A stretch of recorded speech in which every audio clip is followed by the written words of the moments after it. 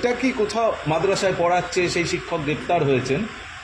বাংলাদেশের sleeper sell এইভাবেই এ রাজ্যে আমরা তাদের ধরে এটাই বলে আসছি, আজকে প্রমাণ হয়ে গেল তো।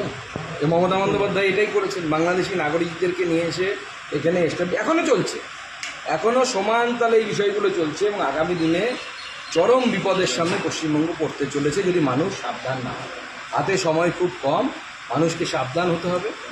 যেদিকে যাচ্ছে সেই জন্য মানুষকে সেই ভোট বাক্সে মানুষের সেই আক্রোশটাকে আনতে হবে, তবে পশ্চিমবঙ্গ বাঁচবে, নচেত আগামী দিনে পশ্চিমবঙ্গ বাঁচবে না।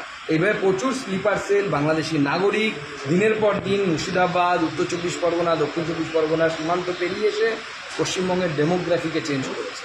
সিপিএম আমলে হতো, এখনও হচ্ছে।